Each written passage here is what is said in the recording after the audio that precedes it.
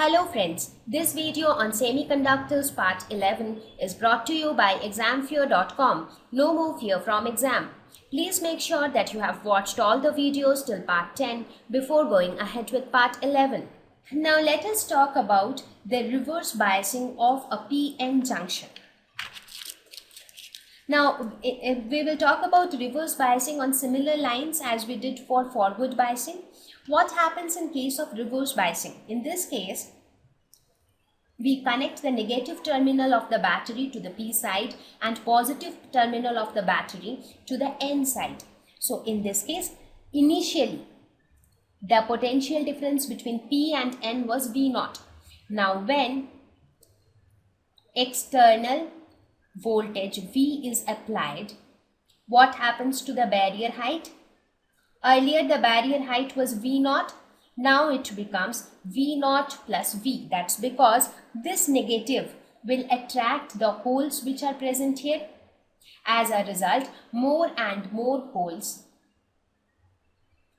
will come towards this end. Similarly, in this case also, more and more electrons will come towards this end. In the previous case, in forward biasing, what was happening? These holes and electrons were coming towards the depletion region, and as a result, it was decreasing the width of the depletion region.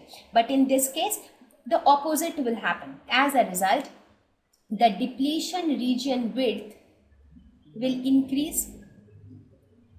Therefore, the flow of electrons from N to P and flow of holes from P to N will be suppressed. So as a result of this, flow of electrons from N to P and flow of holes from P to N will be suppressed, because in this case the barrier height has increased, so it will not at all encourage the flow of majority charge carriers, right? But on the other hand, what will happen? Since the width is increasing, the electric field strength will also increase, right? Now, what is the direction of the electric field strength? This is the direction of the electric field strength. Now, electric field strength is such that the electrons on P side will move towards N and the holes on N side will move towards P. Now, since depletion width is increasing, as a result of this, the electric field will also increase, and as a result of this, drift occurs. What is drift? Drift is nothing but electrons from P side will move towards N side and holes from N side will move towards P side, right? So this drift of minority charge carriers will give rise to drift current. So that means applied voltage does not play much role in deciding the drift current. For example, in case of forward biasing, we saw that as we increase or decrease the external applied voltage, the amount of diffusion current also increased or decreased accordingly. But in this case, the drift current is not dependent on the applied external voltage.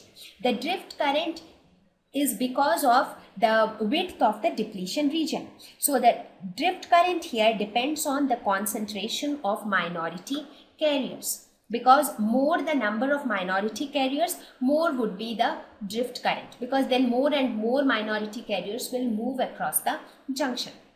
So we can say that drift current is not much dependent on the applied voltage.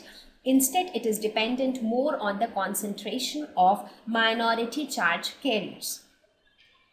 Now see students, please do not get confused, because I am teaching all topics one after the another. They are all related. So just understand what is happening where.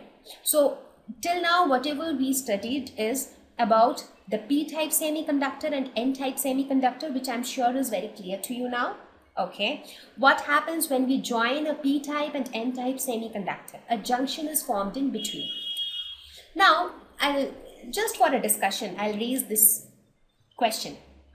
Many of you might have this question in mind, that when I join a P-type semiconductor with N-type semiconductor, N-type has more electrons, P-type has more holes. So why does it give rise to this depletion region? Why doesn't it happen that all the electrons from n side come towards p side and it combines with the holes present in p side? Similarly, all the holes on p side come towards n side and recombine with the electrons, and everything finishes up.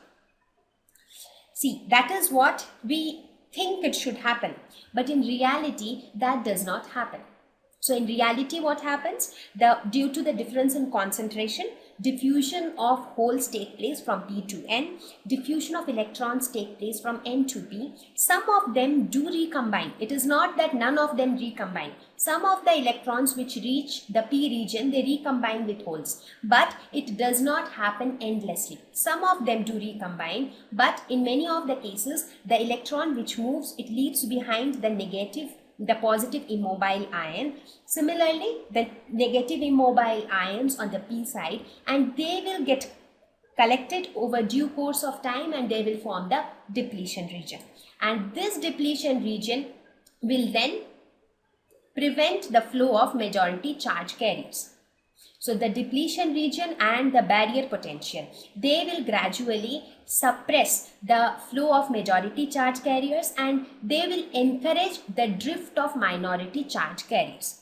So everything is related, right? So I hope you have understood the basic concept or the basic thing which happens inside a p-n junction. So if you understand that basic thing, then it will be very easy for you to understand what happens when you forward bias it, what happens when you reverse bias it, right? Okay.